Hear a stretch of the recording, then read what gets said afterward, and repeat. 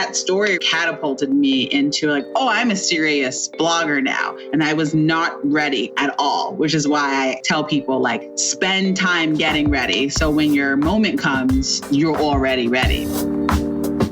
You're listening to Side Hustle Pro, the podcast that teaches you to build and grow your side hustle from passion project to profitable business. And I'm your host, Nicaila Matthews-Okome. So let's get started. Hey guys, welcome back to the show. Today's episode is another one of those deep dives. I have marketer and author Brittany Hennessy in the guest chair, and we are going to talk about building your brand, growing your following, and leveraging influence.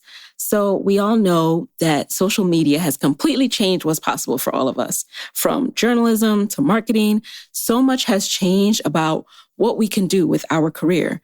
And one thing I love about social media is it allows you to cultivate your personal brand. And what that means to me is basically sharing content about yourself and your services or company and connecting with an interested audience.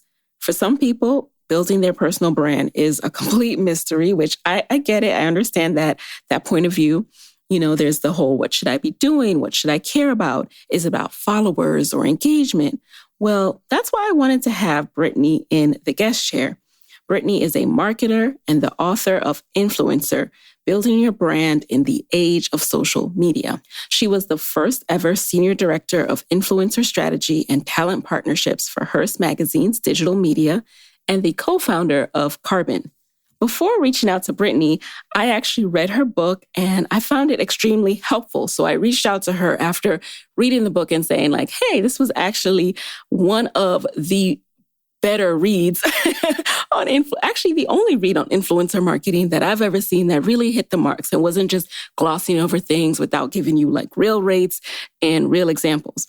And I found myself this year on the receiving end of more requests for brand collaborations, partnerships, and influencer posts than I ever had before. So the reason I wanted to learn more about this is because I wasn't really sure how to navigate it all. I wasn't expecting it. And I used the influencer book templates to confidently negotiate counteroffers or decline opportunities that were not right for my business without burning a bridge. So as usual, when I discover something that I find useful, I want to share it with you guys. I think that anyone can benefit from Brittany's knowledge about influencer marketing, especially if you have plans to build out and monetize your personal brand or to ever work with another brand for any reason. For example, having them sponsor an event, a podcast, a blog, or if you are invited to speak on a panel. This will be the episode to consult. Before we jump into the show, just want to give a special thanks to Widows Movie for supporting Side Hustle Pro. I don't think I've ever shared this with you guys, but one of the ways I stay creative is going to see movies. There's just something about the art form that just leaves me feeling so creative with all these new storytelling ideas in my mind. And one of my favorite actresses is Viola Davis. When I see Viola on screen, I just immediately feel empowered. I feel like standing up straighter, snatching off my own wig, and going out and kicking down some doors. So I literally felt chills when I saw the trailer for this new movie, Widows, which comes out on November 16th. Widows is a modern-day thriller. It's set against the backdrop of crime, passion, and corruption, and is from Academy Award-winning director Steve McQueen and co-writer and best-selling author of Gone Girl, Gillian Flynn. And Viola is playing, what else? A badass. The trailer tells me everything I need to know. What? A Black woman with natural hair, kicking ass and taking names? Say no more. I am there. The film also stars Michelle Rodriguez, Elizabeth Debicki, and Cynthia Erivo, and it arrives in theaters everywhere on November 16th. So grab your crew and let's go out in a pack to see Widows. Now, let's get into it. So welcome to the guest chair, Brittany. Thank you so much for having me. Thank you for blessing the guest chair. Now, I've just read your bio, but in your own words, especially since your bio has changed a bit, who is Brittany and what do you do? So I guess I'm a marketing professional, if you will, and I spend a lot of time in the influencer marketing space. for a long time really working with brands, helping them find the right influencers and create campaigns. And now I'm a little bit more influencer centric, especially since, putting out my book, Influencer, Building Your Personal Brand in the Age of Social Media. So working a lot more now with influencers, helping them figure out how much to charge, how to grow their following, how to navigate this space. And I worked at Hearst for a long time, and I've taken a lot of my learnings there, and I'm bringing them to influencers, because you can't really tell influencers the truth when you're on a corporate dollar. Yes. Well, you can. So now I can be a little more real with it. Oh, I see what you mean. Yeah, you look at things like when people tell you how much they charge, and I want to be like, you're not charging enough, but I can't. Because when somebody else is paying for it, you want the lowest possible price, even if someone is selling themselves short. So it was something, the money chapter is my favorite chapter in the book, just being able to talk candidly about finance. Right. Mine too. And, as I mentioned in the intro, what I love about your book and what I'm excited to talk about with you today is just the art of negotiation, understanding your value, understanding how to bring value. And it's something everyone can tap into. So some people might see this book and are like, oh, I'm not in the influencer world. But no, if you are ever planning to reach out to a brand for any reason, for collaboration, for sponsorship of an event, you need to understand this. So that is why I am emphatic about this. So let's go back a little bit though, because this world probably didn't exist when we were both growing up. So what was your initial career path? What did you study in undergrad? So I went to Rutgers University and I majored in journalism. And my mom wanted me to be an investigative journalist, but I told her I did not want to die. And so I was not going to be pursuing that career path. But I really wanted to work in print and I wanted to write feature articles. For a long time, I really wanted to work for Rolling Stone and write like cover stories. And so when I graduated, it was right at the time where print was on the decline and everything was going digital. And if you didn't have digital experience, you couldn't get a job in digital. And so I, like many other people who graduated in 2007, did not have a job. And so I went to my first job out of college was at Abrams Artist Agency. And I worked in the on-camera commercials department. So even to this day, if I watch television commercials, I know who all the actors are. And that was a nice full circle moment because that's actually the agency that signed me for my book. So that's always fun when those things happen. Nice. Yeah. And so I worked there for a little over a year. And then everyone kept telling me I should go to law school. So I did that for less than a year. I absolutely hated it. But I met my husband there. So, time and money well spent. and then, while I was at Abrams is when I had a blog that actually went viral and was very popular. And I had a blog for maybe actively for 5 years. And it was through that blog that I actually started learning about the world of influencer marketing, because one of my favorite stories to tell is I got to go to Germany as the North American ambassador for Nivea and hang out with Rihanna for 3 days on a cruise ship. I love this story. When I read that, I was like, what? Yeah. What made the blog go viral and start to pick up steam? So, I always like to say you should create stuff as though people are reading it, because you never know who is reading stuff. And I had a website and I just was posting, I went to a lot of events and a lot of parties and just were posting things. And there was this cocktail lounge that had opened and had a super secret menu. And I had gone to an event there and the menu was just there. So I just put it on my site. I was like, I don't know why everybody thinks this is such a secret. Here it is. And little did I know that the people who ran New York Magazine's Scrub Street read my blog. And so they linked to it.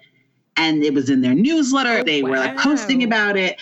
And my site had crashed and I had no idea why. And everybody was telling me you're on New York Magazine. And so that story really catapulted me into like, oh, I'm a serious blogger now. And I was not ready at all, which is why I tell people like, spend time getting ready. So when your moment comes, you're already ready. Because then I was like, I need a new theme. I have to change my photos and have a proper bio. Like I had to like now frantically, like I wasn't posting on a regular basis. I had to frantically like get up to speed because I was doing it as a hobby. And all of a sudden people thought this was like my real job. And so I had to really, step into it. And so I did that for a while. And the Nivea thing, I really learned a lot about influencer marketing. And then, I started looking more into jobs in social media because I was like, I'm definitely not going to work in journalism at this point. Like journalism is struggling. I like this whole Facebook, Twitter thing. So let me see what opportunities are there. So I did like a lot of consulting for friend brands, family brands, places that I had worked, like restaurants and nightclubs, and doing a lot of their social media. And then I got a call from a friend who I knew from my blogging days to go work at Horizon. And that was my first big influencer marketing job. And I led the team with her there and did, lots of entertainment and food. And, we did Travel Channel, Food Network, all of it, Lifetime. And then from there, somebody I met on my trip to Germany, she worked at Hearst and she got me my job there. Okay. And then that's where I did, 17, Cosmo, Esquire, all of the big brands, every fashion brand, every beauty brand, every fitness brand, which is great. But, looking back, everything that I've done, there was a person there who was connected to something I had done before. And so really keeping in touch with people has been, I think, the most rewarding thing for me, because that's how I've gotten all my opportunities from keeping in touch. Yeah. From, people I knew from past projects. Now, tell us a little bit before we move into the Hearst era. You talked about lessons that you really picked up on that Nivea assignment. What were some of the lessons you started to pick up, and what did you notice about this whole influencer life, which was really just starting to become a thing?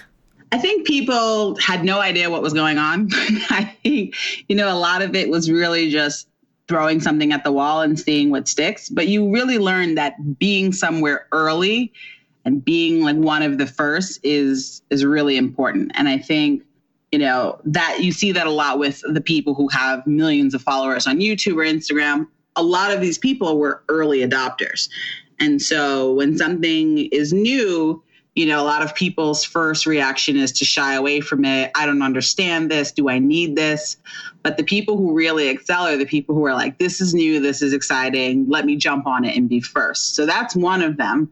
And then two really is just to let people know that you're open for new opportunities, because my blog was like very local. And I was on a trip with, some other people who were from very large websites that I had heard of, major websites, but we were on this trip together because the people who booked me said no less than 5 people told them, if you're doing this trip, you have to send Brittany. And they told me, they're like, your name came across our desk so many times, we could not send you. And so I think that's really important, that not only do you advocate for yourself, but you let people know it's okay to advocate on your behalf, which is how you get a lot of opportunities, is from referrals. All right. So now let's talk about that transition to Hearst. So did you stop blogging, or were you side hustling, and why that company specifically? So I had stopped blogging. I would say I probably stopped towards the 2010, 2011. And that's because I got married, and my blog was really about nightlife and running the streets and being at all the parties. Being single. Yeah. And then I found my other half, and we went to a lot of things together for a long time. But, nightlife is also something that you age out of.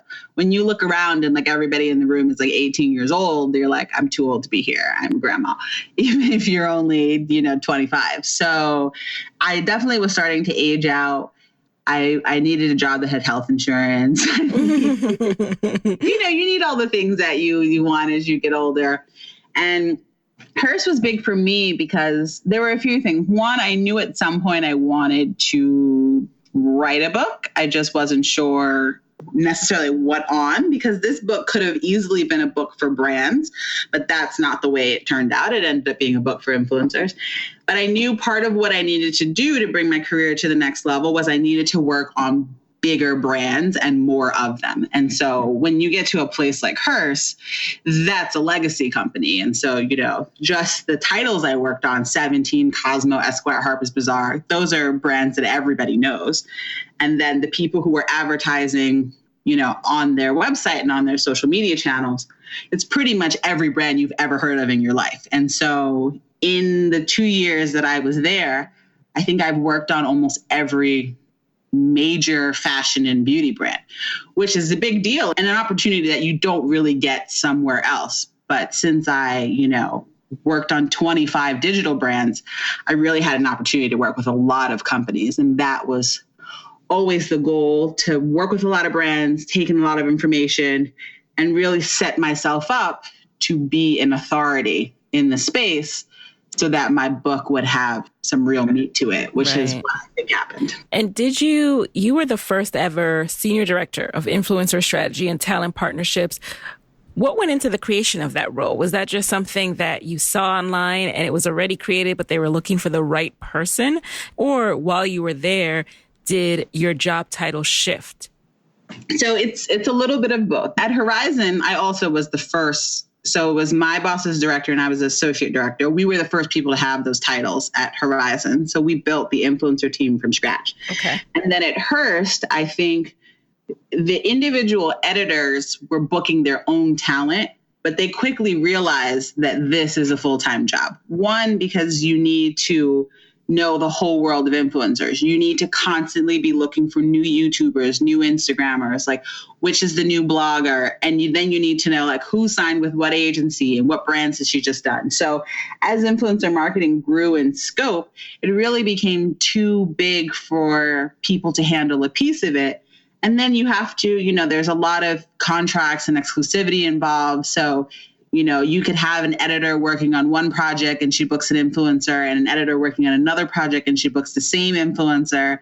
And in really large companies, it's hard for everyone to talk to everyone all the time. And so you could end up in some pretty sticky situations if somebody is not spearheading the entire project. And I think they really were looking for, and a lot of people don't like dealing with influencers.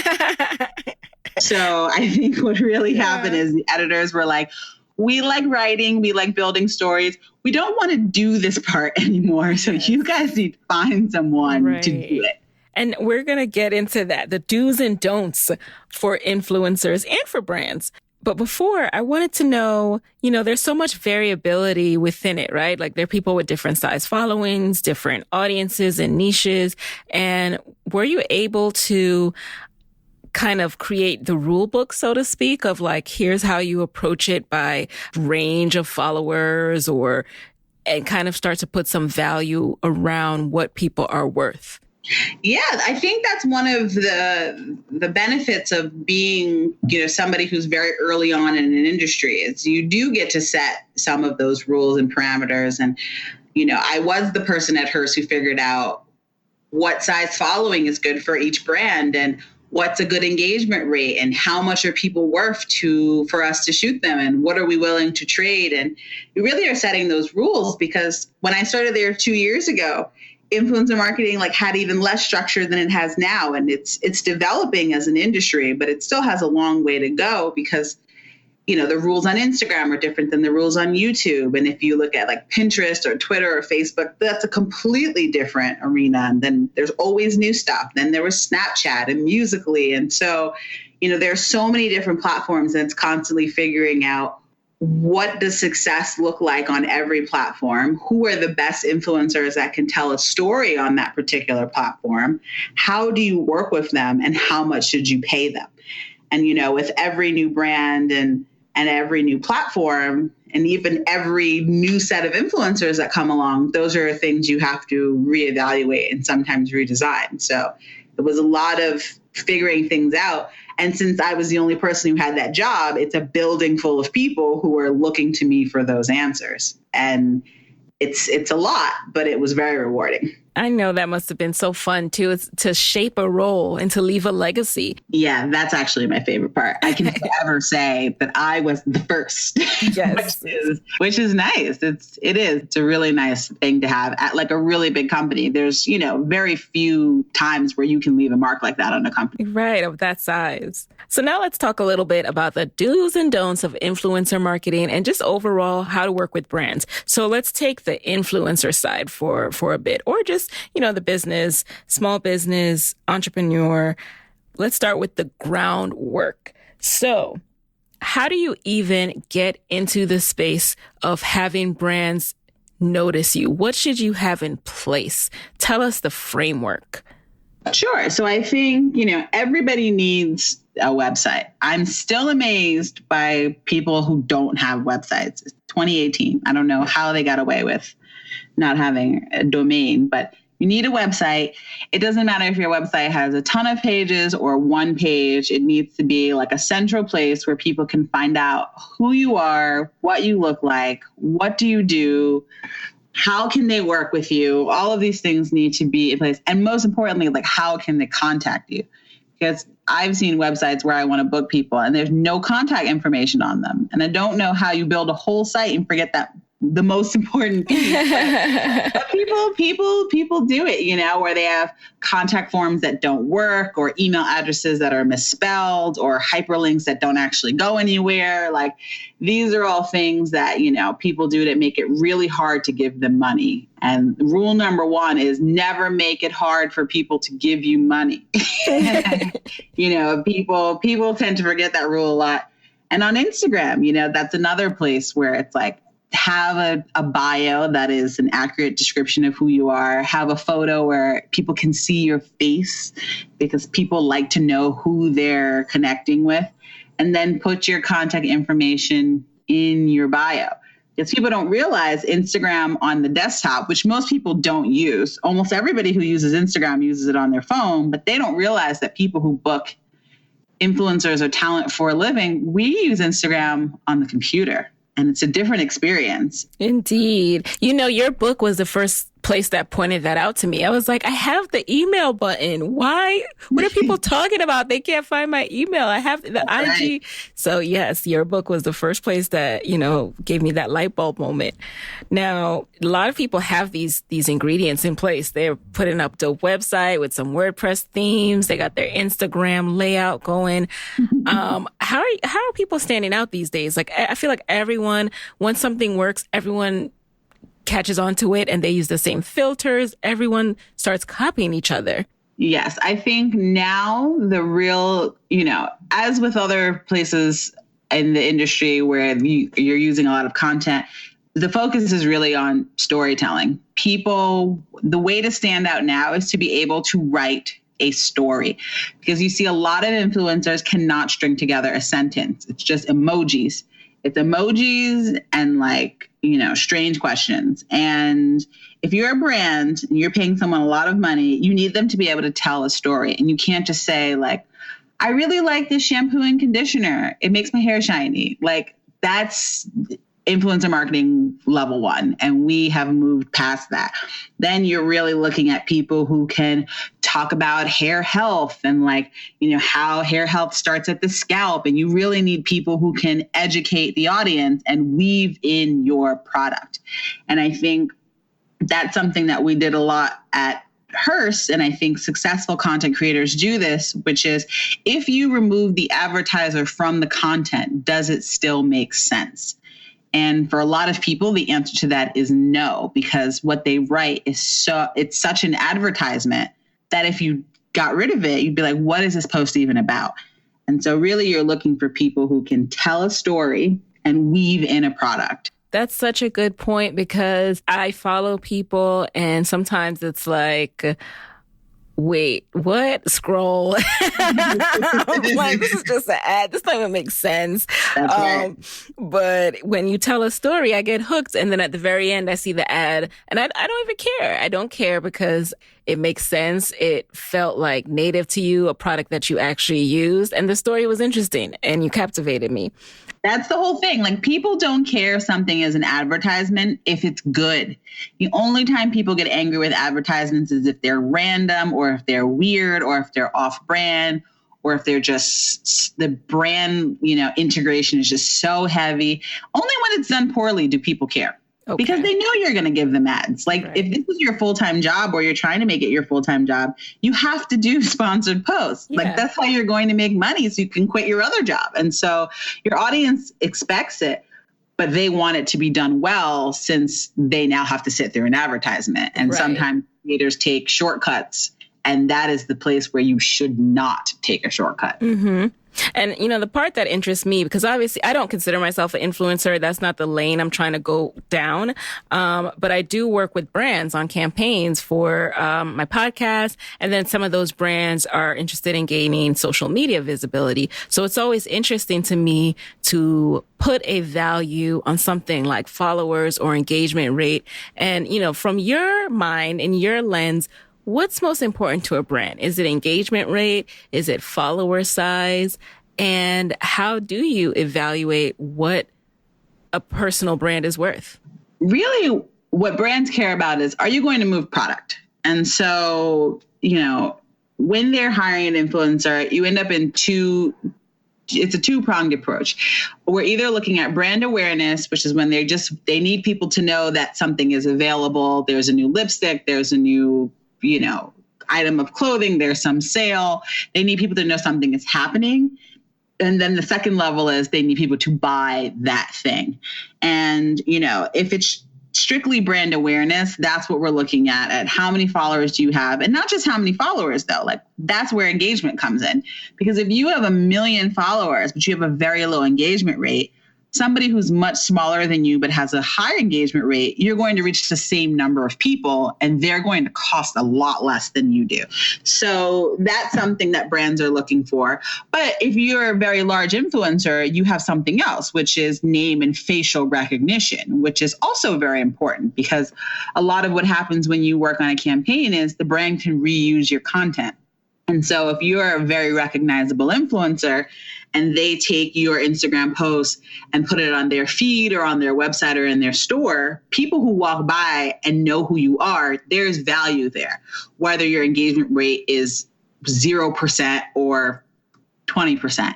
And so it really depends on the level of your influence. And then you get other factors thrown in. And then, also, do you just have a lot of followers, or do you have a community? Like, does your audience care about what you're saying? When you recommend something, do they trust you? Do they buy it? And then, like, how good is your content? Like, is it professionally done, or does it look like your toddler took this with a flip phone? So, these are all of the things you're looking for. And the weight of each really is dependent on the KPIs. So sometimes you hire a bunch of influencers just because you need content for something, and then it's less about follower count or engagement rate and more about who's going to give you the most beautiful photos. And so that's the focus. Or it's something that's also going to live in a store or is part of a larger media campaign. And so it's more about who has the most recognizable face. So it really depends on what the client's goals are. And then that's how you figure out which influencer is right and what is important about that influencer. Hey guys, it's Nikayla here with a quick word from our sponsors. This episode of Side Hustle Pro is brought to you by Widows, the movie. Widows is a modern-day thriller set against the backdrop of crime, passion, and corruption from Academy Award-winning director Steve McQueen and co-writer and best-selling author of Gone Girl, Gillian Flynn. Set in contemporary Chicago amidst a time of turmoil, 4 women with nothing in common except a debt left behind by their dead husband's criminal activities take fate into their own hands and conspire to forge a future on their own terms. The film stars Viola Davis, Michelle Rodriguez, Elizabeth Debicki, Cynthia Erivo, Colin Farrell, Tyree Henry, Daniel Kaluuya, Robert Duvall, and Liam Neeson, and it arrives in theaters everywhere on November 16th. I don't know about y'all, but I know exactly where I'll be on November 16th, in the theater watching Widows. Okay, I have a side hustle hack for all to hear. and it's called Skillshare.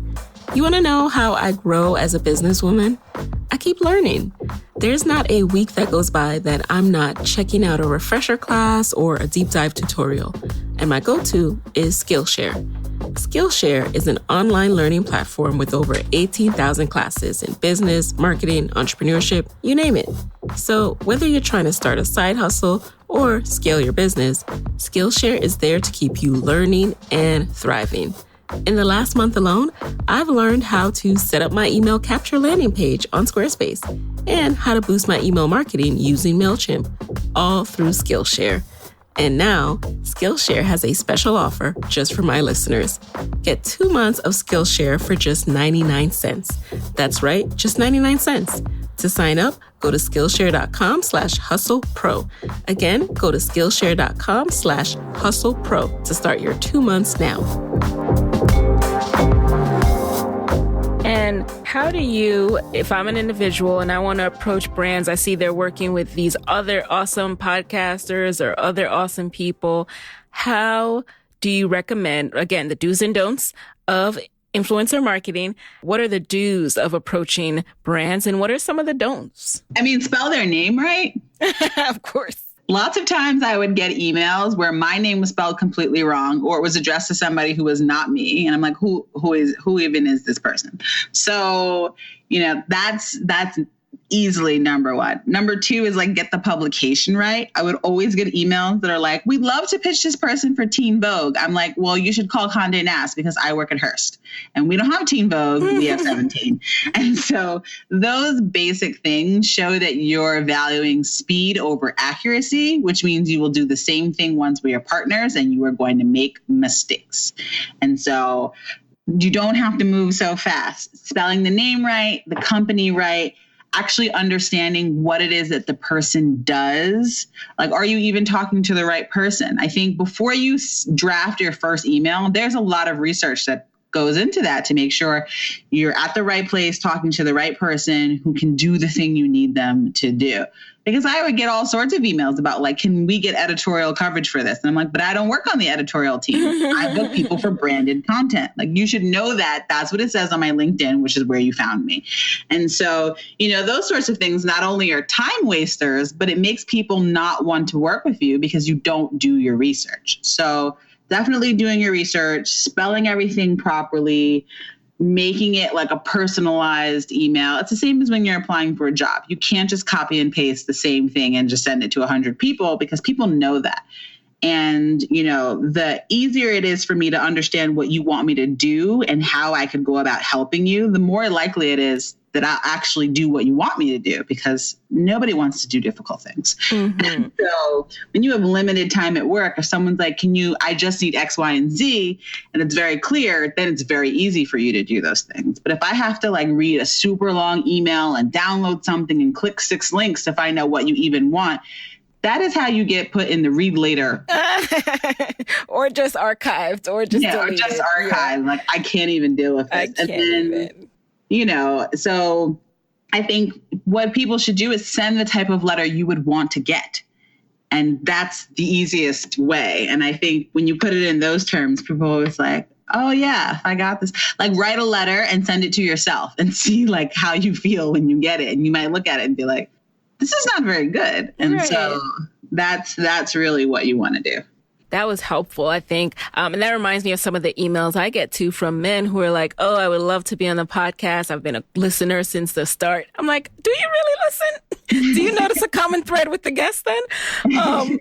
And this brings us to the value piece. So I'm zeroing in on sponsorship over the last 2 years. I love, learning from different people, seeing how different people approach it. I myself have my way of approaching podcast sponsorship, and I teach my students this. And it's a little bit easier because, we go by CPM and all this stuff in podcasting. But then when it comes to things that are a little bit more loose, it can be hard to put a value on yourself. So are there resources or guidelines that people can use to, like divide a number of followers by 1,000 and then add X percentage for time. And you do kind of a breakdown in the book where you're like, think about how much time it will take you to create a post and, how much this and that. So talk a little bit about that. Yeah, I think, a lot of it is how long does a full project take? And I think, especially when you look at people creating content, lots of times the pricing you get is just how much it costs to post something on a feed. And I always thought that was strange because it completely discounts all of the other work that went to getting there. Yeah. Like searching the brand. And if you've got a shop, if you've got to research, if you're doing a podcast, you spend time researching your guests. Like these are all things that take time and effort, which means these are all things that cost money. And so really looking at a project from a holistic standpoint and saying, what are all the steps that go into this? How long does each piece take? How much is each piece work? And then coming to a final number. And then I think when you come to that number, it's a lot higher than a lot of people think. And when you're asked to defend that number, it's easier to do because you understand how you got to that number. Because the biggest mistake people make is throwing out a number and then you ask them to defend it and they can't. And it's like, oh, so you just picked a number hoping I would say yes to it. Well, that's not great. And so, and, people get really lucky with that because, even a broken clock is right twice a day. So you might just throw out a number and people are like, okay. And then you think that's an acceptable way to operate. And it's really not, especially because people are getting much savvier. And we have so many more tools where we really can say, well, why should we give you this much? You have X number of followers, but you're only going to get X number of impressions. Yeah. So then you need to come back with the photo quality of my work has also been featured in major magazines and it's like very high level. And if I was a creative agency, it wouldn't even matter how many impressions you were getting because you're hiring me to create content. Like you have to have these arguments ready and you have to understand like, why you're worth what you're saying you're worth. And so I think people need to do a little bit more work into why are they charging these numbers. Right. Can we talk numbers for a little bit? So I think brands do the same thing too, where they don't really have any kind of rhyme or reason. They'll just throw something at you like, oh, we'll give you $1,000 to do 2 posts. What does that mean? Did you offer this to everybody, even people with less followers? Like what, how are you coming across this? Yeah, I think it works on both ends. I think in terms of pricing, unless you book a lot of people and really get a strong sense of how the pricing is working, it's difficult to figure out. And I'm lucky because I've booked teenage influencers and like influencers who are over 50, male influencers, female influencers, beauty, fashion, fitness. So I can see what all the different areas are charging and then come to something that's like in the middle and like understanding which type of people get like a little bump up, which type of people get a little bump down from like the average number. But for most people, they don't have that sort of, they don't have that many data points to draw from. So they're really, lots of times brands, just like influencers, are guessing, which is crazy because you can't guess for these sorts of things. But you have to. If no one provides a framework, then everyone's guessing. I know everybody's always so secretive about the numbers, which is why in the book, I just put a chart. I was like, here is a chart. Everyone, please use this chart so we can all get on the same page and all be within the same range, because that's a range of what is fair. Of course, people will make outside of that range or a little bit below that range based on, some of the things we've talked about.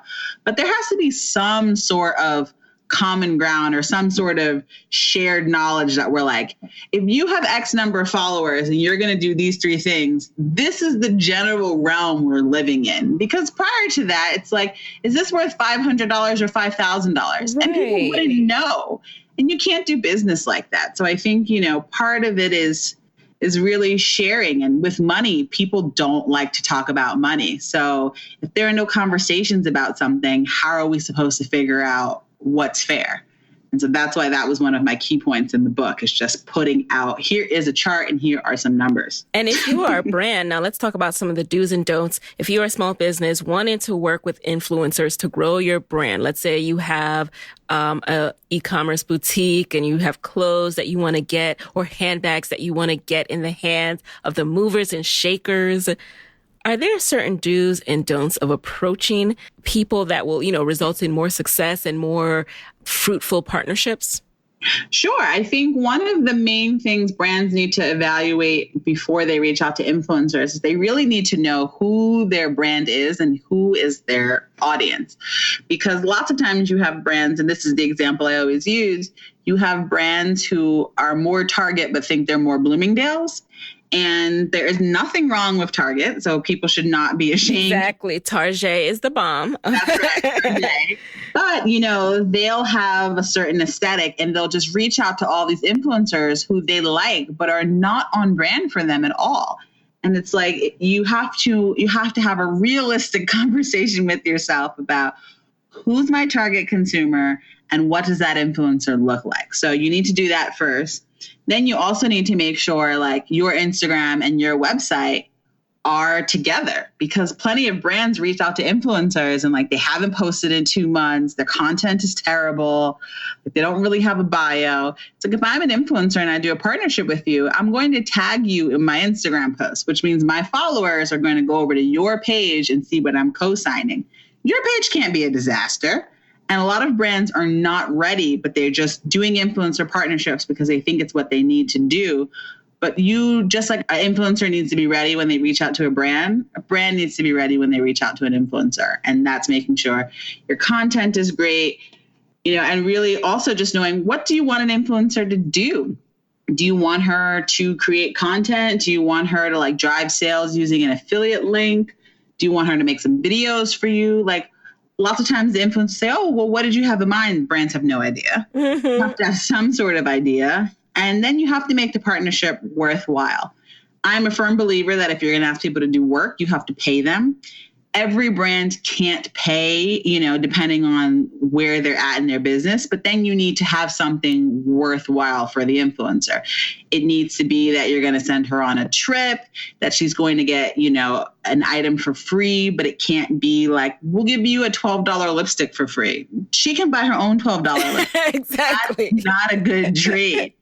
But I always say, like, if Chanel calls and they want to give you a $12,000 bag in exchange for an Instagram post, plenty of people would take that deal because that's worth it. Right. And so, you have to make sure, you have to show that you're respectful of their time and their craft. And I think a lot of brands reach out to influencers like it's a necessary evil. And influencers can see that, they can hear that, they can smell that. And then brands wonder why the response they got is not what they wanted. Like, you have to treat them like, worthy partners. And that's the best mindset when reaching out to influencers. And, I also, speaking as someone who has gotten some free product offers, and if that's not in my lane, again, like, I do not think of myself as an influencer per se. Like, that's not a knock. It's just, I know that I'm not going to spend time to make my Instagram feed color coordinated anymore. Like, I might try to spread out my Side Hustle Pro promo posts, and that's it. That's all you're getting from me. But when people approach you with products or books or anything, it's a little bit of pressure. It's like, yes, it's free, but now do you expect me to then create content with this? And growing up, my mom always told me not to take stuff from people for free. So I can't get out of that mentality. It's like, nothing is free, right? So I think brands should understand that as well and not be offended if someone is not in the mental space to create some content around their free product that they're offering. That's right. Plenty of people just send stuff. It's like, oh, you sent me all this jewelry. You didn't notice that I never wear jewelry. It's like, I'm not interested in this. And so, I think Racked did like a series on this. It just was people showing, like, beauty editors showing how much product they get every day. And they're like, we didn't ask for any of this. We don't want any of this. And so, brands really, they do the fire hydrant mode, which is they just spray everything and hope something's okay. When really on the brand side, you also have to do your research and make sure, like, has an influencer used a competing product, then that means she might be interested in yours. Like, everybody just needs to do a little more research. And it's hard because when you're doing digital, especially social, everything moves so fast and everything needs to be done last week. that people are not taking the time and effort necessary to do research and make actual relationships, both on the brand side and the influencer side. But if this is going to work and be rewarding for both parties, you have to make those two things a priority. And hopefully, people are really starting to understand that, usually after wasting a lot of time or wasting a lot of money. But hopefully we get to a place where people know that you have to put in the work if you want a successful partnership. Exactly. Now, let's transition to just talking a bit more about your entrepreneur life. So you were with Hearst and now you are fully out on your own. Your side hustle became your main hustle. Mm-hmm. What was that process like? What went into the decision to do this full time? I think part of it was I had gone on vacation. I wouldn't call it a vacation because I was promoting my book, so it was not a vacation, but I was doing a lot of work in the influencer space and really getting to work with a lot of brands and a lot of people and do like podcasts and TV shows. And I really was enjoying like spending more time on this end, the educational end. And really during that time, I got to spend so much more time with my husband because he also works from home. Oh, so, I know that feeling. Yeah. And then it was like, wait, we're like having lunch together. We can go take a walk. I got to drop my son off at school and not feel rushed. And so all of these things were really pushing me to, the goal was always to get to a place where I could work for myself. And, because the biggest freedom is, having freedom of how you spend your time, and commuting is not the life. And, being held to other people's timelines is not best use of my time. So, really just figuring out like, how can we do more of this? And I always knew like writing the book was going to be the catalyst for how those other things got put in motion. And did you have kind of a window into how to write a book from just being in a publishing arm and your journalism background, or was it a completely new process and you just went about it through Google research? No, I mean, you don't really know how to write a book. When you sit down to write a book, especially about something like this, your first thought is, what could I possibly like write about? Like you think like, you think of so many things and you're like, well, people know that. Well, people know that. And then you realize like, no, you know this because this has been your everyday for years. Simple things like we're on a desktop, we cannot see your email. These are things people don't know. And so I really had to get in a mindset of, no, talk to people as if they don't know anything. And then that's when it started to flow. And really the book is written exactly how I speak. So it really was just figuring out, how do we break it up? What are the pillars? What are the sections? Who do we want to feature in the book? And really just writing for hours. And then how did you go about reconnecting with Abrams? So that's actually really interesting. I had reached out to a bunch of friends who, had influencers that I wanted to put into the book. And Jade Sherman, who's featured in the book a lot, she has a lot of expert tips. I told her, I said, hey, she represents Tenny Panosian, who's one of the influencer icons. And I said, I want to feature Tenny I'm writing a book. I want to feature Tenny in it. You think she'd do it? And she was like, yeah, you should send me the proposal. Let me look at it. And I said, okay. So I sent it to her. She looked at it and she said, do you mind if I send this to our literary team? And I was like, of course, send away. And so she sent it to them, and the head of the literary team, who is my agent, he loved it. And we met and we talked, and he said, I want to pitch this book and you should sign with us.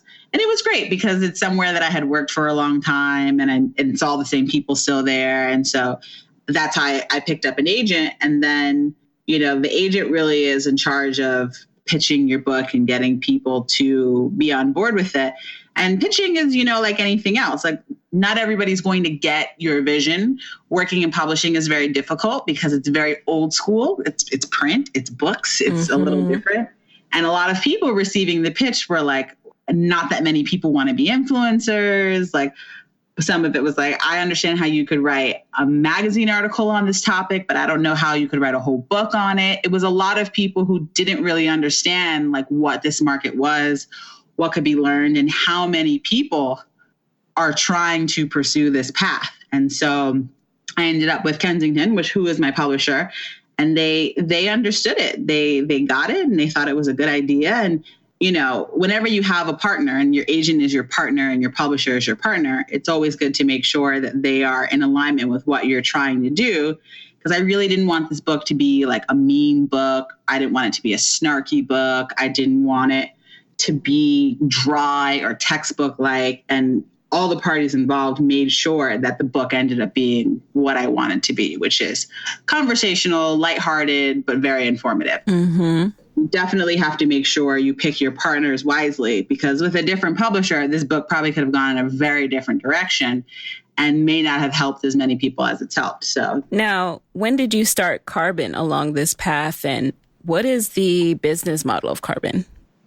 So I have two different things. One is a technology company that I co-founded with my husband, and we're actually building quite a few solutions for influencers, because we've learned that, especially like we've learned with this book, is a lot of people are building things for brands, but there's an entire other side of the industry, the influencer side, and they need books and they need resources and they need apps and, they need all sorts of things because they're also doing work.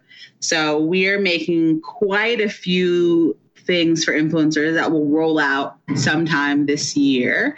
And then I also started Carbon Consulting, which is my most recent venture, which is where influencers and small businesses and even some larger brands can book strategy sessions where you can get more in-depth information from me about how to build your following, and just have someone with my experience look at your Instagram, your blog, your press kit. You can tell me, I had a session today and the influencer told me how much she was charging. And I was like, you need to charge like 8 times that. Just those sorts of conversations, because it's one thing to read a book. I really wanted something that was accessible to everybody. So like for $10, you can get access to my brain on Amazon and get like a bird's eye view. But there are plenty of people who wanted more information personalized for them. And So that's why I decided to do, strategy sessions with people to help people get to the next level. And really, a lot of people want this to be their full-time job because it's their passion and they want financial freedom. They want more freedom with their time to travel, to spend time with their spouse, with their kids. And so, I have all this knowledge and all this information and all this, all these tools that I've learned from, I think, almost 10 years doing influencer marketing. And I figure this is a great way to share it with people. I love that. Yeah. And it's so accessible. I mean, it's definitely, something that some people might have to budget for, but at the same time, now that there's a place and a resource that you can go when there's so many people who don't talk about it.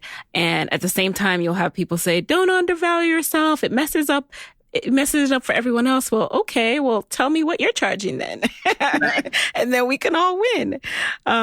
When did you realize this idea was something that was worth betting on and you were going to go for it full time? I think, a lot of people just kept writing me and they're like, do you do private consulting? Can you coach me? And so I was like, let me build this. Let me put it out there and let's see what happens. And the response has been great. And, that's always what happens too. Whenever you're doing something, you always need to figure out like, what's the next step? And from writing the book, the next step was, okay, and in an ideal world, I would start consulting after this, because then you get to work on projects that you want to work on. You get to give people honest feedback, because people know you should not book a session with me if you want me to say 100% nice things. Like, I'm here to tell you what's wrong with I'm going to tell you what you're doing right, but I'm also going to tell you what you're doing wrong and how to fix it. And so, after writing the book, I knew that's what I wanted to do next. So it makes me very happy that this was a step, and I've been validated. Like, this is something that people want and people think is very valuable, which is great, because now I get to spend my time helping people become brands, which is great. Yes, I love it. It also just reminds me that it can be weird in this 2018 world when you have a specialty, you've decided to go full force on it. This is your job. And when you describe it to people, there's some people who are like, oh, interesting. Like, oh, you're an influencer consultant. Okay. Does that ever happen to you? Or did you ever have any, self-consciousness around making this your full-time thing?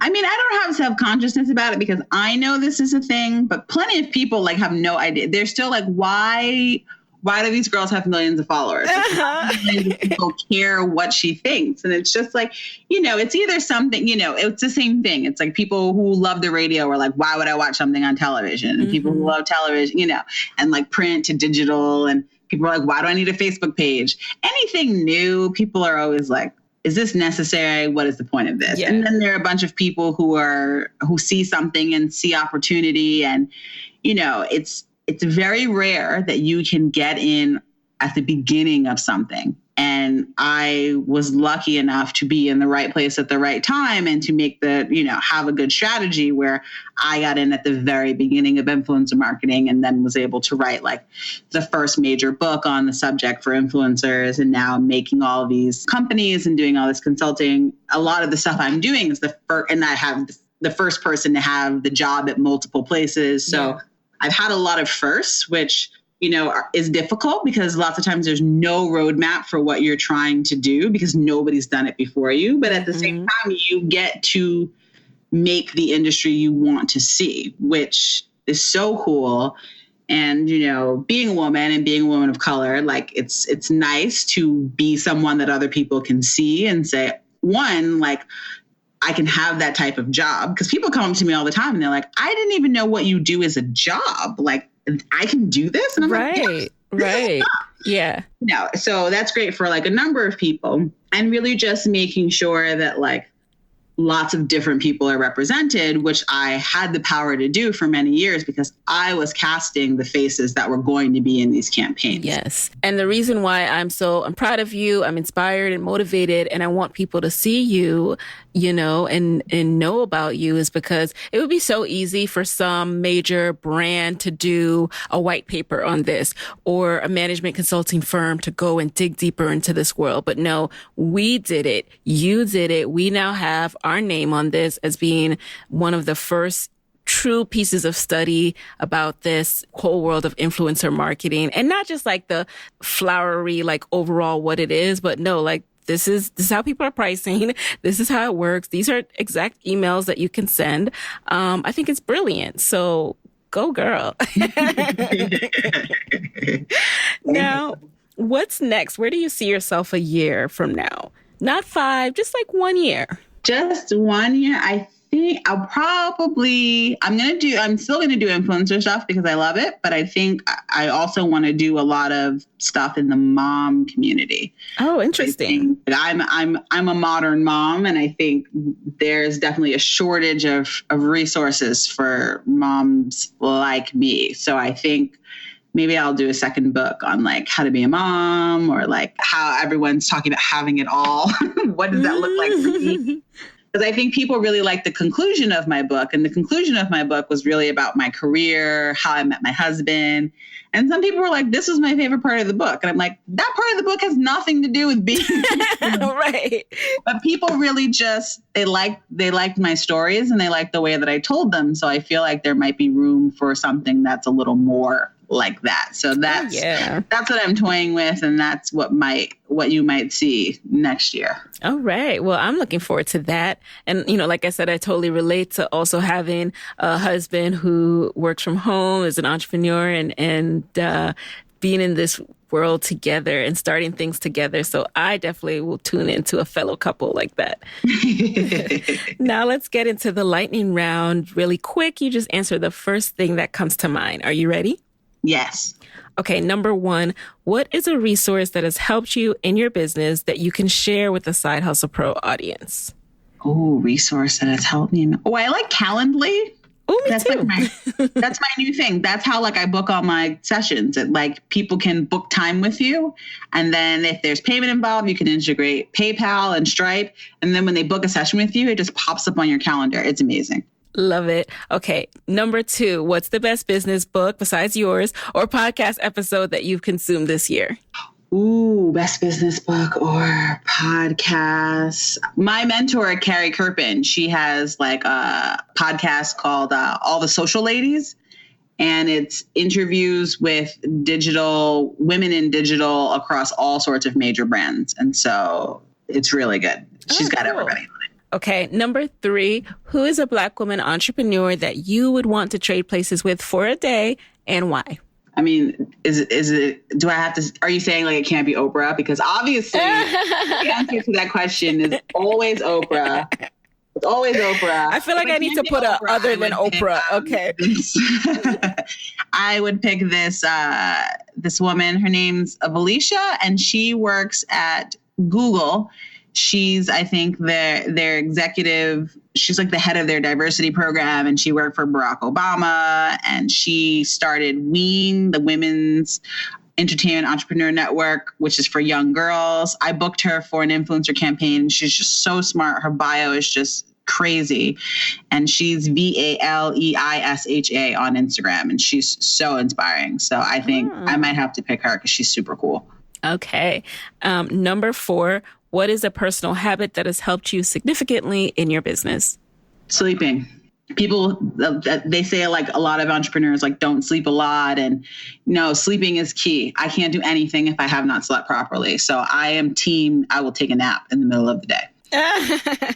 I love it. And finally, what is your parting advice for fellow women entrepreneurs who want to be their own boss, but are worried about losing that steady paycheck? You know, it's one of those things where you need to plan, because not having enough money is a real thing. And so if this is something you want to do, you need to start figuring out what is as your side hustle becomes your main hustle, what's your new side hustle? Because you're going to need income. And so I think if you plan. And then when you can plan no more, you have to jump and see how it works. You know, and just make sure you don't burn bridges. Make sure you keep, your connections open just in case you need to pick up like a job for a few months, or you need to pop back into the workplace, because we have bills and mortgages are not cheap and childcare is not cheap. So, make sure you have a plan B, but, definitely push hard for plan A. And I think lots of people, they don't push hard enough. They see something and they kind of want to do it and they're half doing it. So if you want something to work, halving it cannot be what you do. You've got to go all in and just shoot for it. And most of the time you'll succeed, especially if you did your research. All right. What a perfect note to end on. So with that, what's the best way for people to connect with you after this episode? You can find me on Instagram. I'm Mrs. MRS Brittany Hennessy. And I'm on all the other social networks too, but Instagram is quickly becoming my favorite. All right. And guys, I will link to Brittany's book, Influencer, her social handle and website, all in the show notes so you can find her. And there you have it. Hey guys, thanks for listening to Side Hustle Pro. If you want to hear more from me, head on over to sidehustlepro.co/Side Hustle Corner to get my weekly Side Hustle Diaries chronicles about my own journey from passion project to profitable business. And if you want to find me online, I'm at Side Hustle Pro on Instagram, Twitter, and Facebook. Don't forget to join the Side Hustle Pro Facebook community. Go to sidehustlepro.co/mastermind. And as always, if you love the show, do me a favor and subscribe, rate, and review on iTunes. Thanks, guys. Talk to you next week.